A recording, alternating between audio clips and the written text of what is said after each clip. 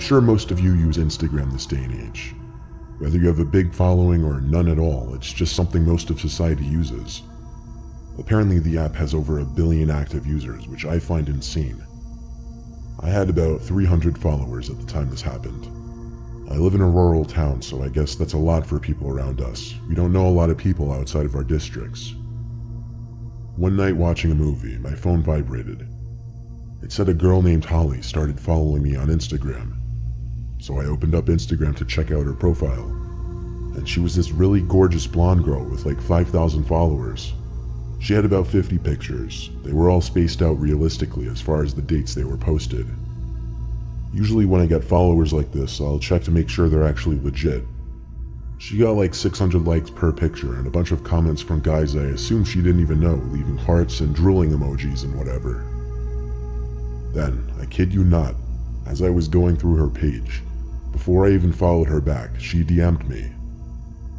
She said, "Hey, I honestly don't do this a lot, but I thought you're really cute." To be honest, and not to sound like a douche, I am pretty fit and I've been told I'm pretty attractive. And I have had some girls DM me in the past. So I followed her back and DM'd her the same, saying I think you're cute too.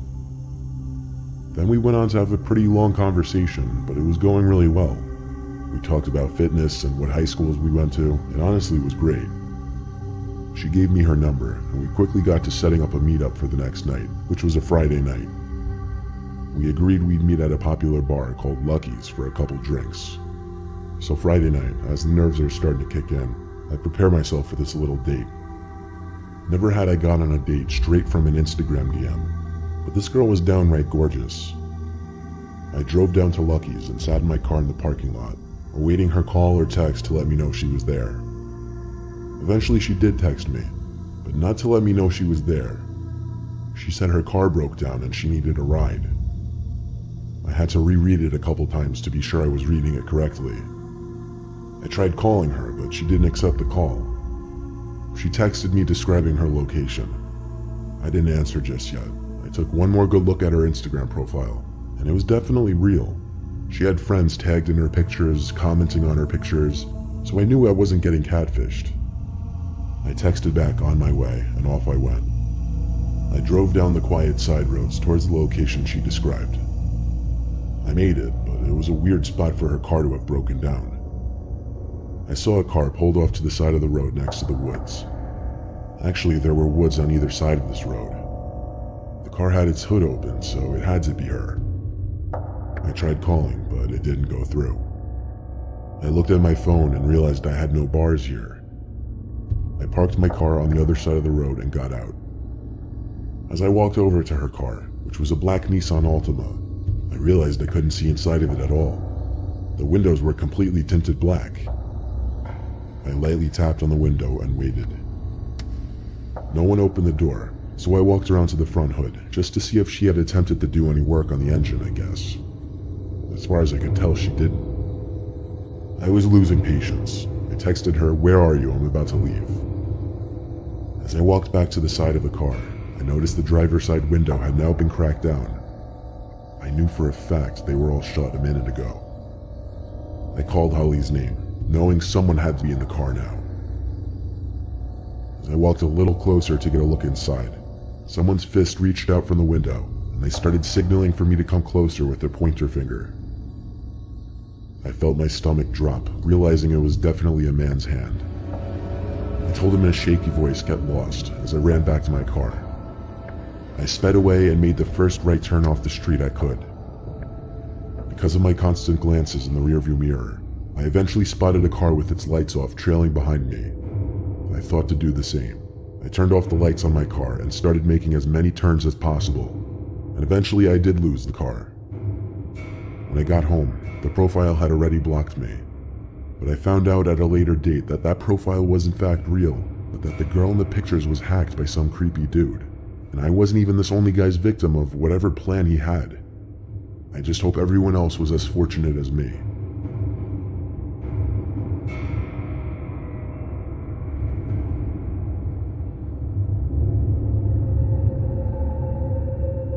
I have an Instagram account with 1,100 followers. I had it set to public so anybody could come onto my page and look at my pictures, like them, and comment on them. So oftentimes I'd get people I didn't know liking my pictures and commenting on them. But one person stood out from the rest. I remember his first comment on one of my photos. It was a beach picture with one of my friends, so I was wearing a swimsuit. I had like 11 comments on it, but one of them was from somebody I didn't know. It was 3 flame emojis. I clicked the man's profile. He had 3 pictures, 80 followers, and he was following over 200 people, including me.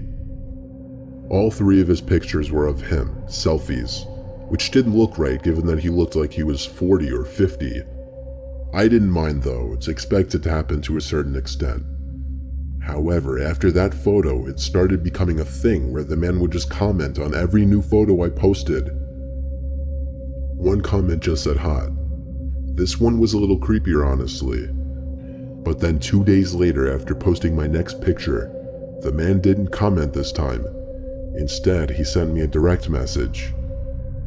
It said, "Hey, I just wanted to tell you that you're beautiful, even though I'm like 30 years older than you, LOL. I responded, LOL thanks, which I'm surprised I did. Most people would have probably ignored it. He got back to me with, I would kill to meet a girl like you. I replied 10 minutes later with thanks, hoping he wouldn't say anything else. But he got back to me with, maybe one day I'll meet you, ... LOL. I didn't reply to that one.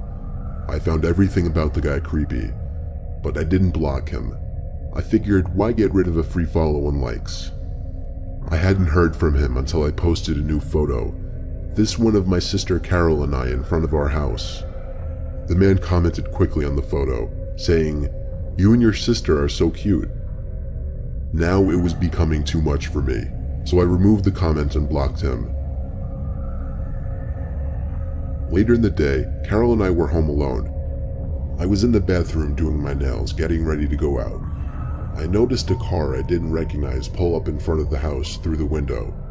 But only the front. The rest of the car was covered by the bush that separates our front yard from the neighbors. The headlights shut off, but I didn't see anyone step out of the car. I took note of this only because we're on a dead-end block, so we don't get any through traffic. I shut the blind just because I was on full display. My sister was in her room on her laptop when the time came for me to leave. I didn't bother saying goodbye. Usually we just text each other that we're going out anyway. I went to my car, looking at the mysterious car, which revealed to be a Maxima. The tinted windows mixed with the darkness of the night made it impossible to see inside of it. I got in my car, did a 3-point turn, and drove down the one-sided street to the nearest main road. I went to a social gathering at a friend's house. I wouldn't call it a party, but a decent amount of drinking went on. I cut myself off a little early since I knew I had to drive, but still, I'll admit, and I don't condone this kind of behavior whatsoever, I was pretty tipsy when I was driving home. It was only a 5-minute drive though. I pulled up to my house, and the first thing I noticed was the Maxima still parked out front. I needed to know whose car was that. I passed it slowly, but still couldn't see inside of it. I parked and texted a few friends that I got home safe before stepping outside and walking up to my house. I was eyeing that car parked out front all the way up to the front door, where I dropped my keys, at which point, for whatever reason, I was too scared to bend over and look for them. Instead, I rang the doorbell like 5 times so my sister would answer quickly. She never answered the door though, so I was forced to get on my knees and look for the keys. They actually landed right on the doormat. I opened the door and went inside pretty swiftly, taking one last look at the Maxima before shutting the door. It was past midnight, but my sister was usually still up this late, so I dizzily but quietly walked up the stairs and down the hall towards her door. And oddly enough, it was wide open, but the lights were out. Maybe she went out for once. I crept into the room, and my heart skipped a beat as my mind tried to put together the faint noise I was hearing. It took me a while to realize it was a whisper. The whisper of my sister. It was coming from the closet.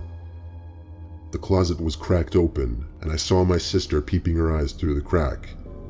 She was visibly shaken and appeared to be crying. I knelt down next to her and opened the closet all the way, whispering, "What's going on?"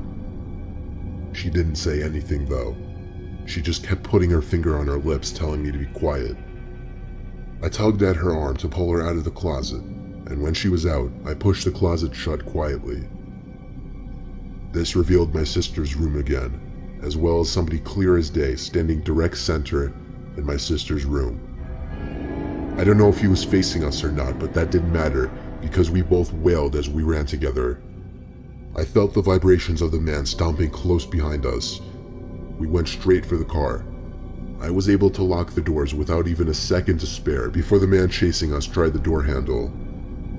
When he realized it was locked, he started bashing at the window with his shoulder, all while my sister was screaming and wailing, making the matter worse.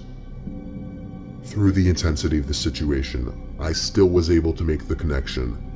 It was the same man who had been stalking me on Instagram. I had to do a 3-point turn, but all the while I was honking the horn to get as much attention as possible from the neighbors. I think it worked because he got into his car, which turned out to be the Maxima, and did a 3-point turn as well. At first we thought he was tailing us, but instead he booked it past us and down another street to never be seen again. At that point we just turned around and went back to the house. I called our parents and then the police. The police were able to find out how the man broke in, through an upstairs window. He climbed up a ladder onto the awning and boosted himself up to the windowsill. I told the police about how he was stalking me on Instagram and must have somehow found my address when I posted my most recent picture with my sister, which included my house number. I tried to help them by giving the man's Instagram account, but when I went to the blocked accounts section, it was empty. That meant that the man already deleted his Instagram. Therefore, even if there is a way for Instagram to track deleted users, it didn't matter because I didn't remember the man's username. So I hate to say it, but there was nothing the police could do, and I knew it. I've since set my Instagram to private and really only accept follow requests from people I know now. I'm also a lot more paranoid and wary of posting revealing photos.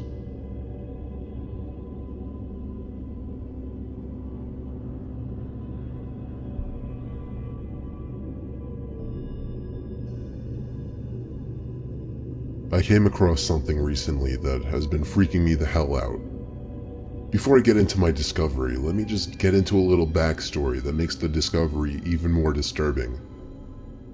For the past few weeks or so, on several occasions, while either trying to sleep in my bed or doing something in my room with a light on at night, I would hear a single, faint yet audible tap on my window. I hardly want to call it a tap, because none of the sounds really resembled an intentional tap. It sounded more so like something accidentally being scraped or pressed against the glass very briefly. At first I thought it was just bugs flying into the window, but as the same sound kept happening at least 2 or 3 times a week, I started to get freaked out by it. So I told my dad, and he of course told me it's nothing, probably just bugs like I initially thought. So nothing happened for a few nights. But then, I got a text from a friend. Well, not a friend, just some guy I used to have a class with who somehow coerced me into giving him my number. He said, "Hey, I don't know if you remember me. We used to have a class together. I just wanted to let you know about this. I stumbled upon it by accident, and if you're unaware of it, that's pretty disturbing." Then he added a link to the bottom of the message. I pressed it, and it took me to an Instagram page. The page was titled JP Unofficial. Those were my initials, but that wasn't the first thing I noticed. The first thing I noticed was the profile picture, which was me. And then, the 45 pictures uploaded to that account were all of me. They weren't like pictures that I took though, they were all candid. I mean, like, they were pictures I never even knew were taken. Some were of me at the beach, some were of me sitting in my car, but the newer ones got even weirder. Some were of me in my backyard, and then the worst ones were the most recent. They were pictures of me in my room, taken from outside my window. Some of me sitting on my bed doing homework or texting, others of me standing, with one even of me in my underwear. I felt sick. I felt like crying and throwing up. All of the pictures had at least 2 or 3 likes. Some had comments, but not comments pointing out how wrong this is. They were comments encouraging it, saying things like, "Go for it," or "hot," or "what'd I do if I could get my hands on her?" The captions on the photos too. They were all things like "the love of my life," or "she went to the beach today," or "I just like to watch her." My mouth was twitching as a tear rolled down my face. I was so disturbed, I can't even describe the emotions I was feeling. And then, there was a sound again at the window. The sound. The unintentional scrape or tap. And then it clicked. It made sense now. When I put 2 and 2 together, I simply snapped. I lost it and screamed louder than I'd ever screamed before. My dad came rushing in with open arms to hug me and ask what's wrong. I showed him the Instagram page and explained the taps at the window. Well, explained is a stretch. I was a mess and could barely speak clearly. My dad's expression went from gentle to horrified to downright angry. He rushed outside screaming, making a scene for the neighbors, looking for the stalker. He then came inside and called the police. I gave the police the Instagram account and requested they track it as soon as possible. Law enforcement put the request into Instagram. By the time it was received, the account was deleted, but it didn't matter because Instagram was still able to recover the info, and the usage was traced to an old iPod Touch. Unfortunately, the device was untraceable. It was either destroyed or it had its Wi-Fi turned off permanently. My dad saw how messed up I was, and he plans on moving us out of the house within the month. Luckily, there haven't been any new sounds, but I've also made sure to keep all my blinds shut 24/7 and always make sure I'm not being tailed while driving. All I could think to say to everybody is keep your Instagram private and always be alert to your surroundings.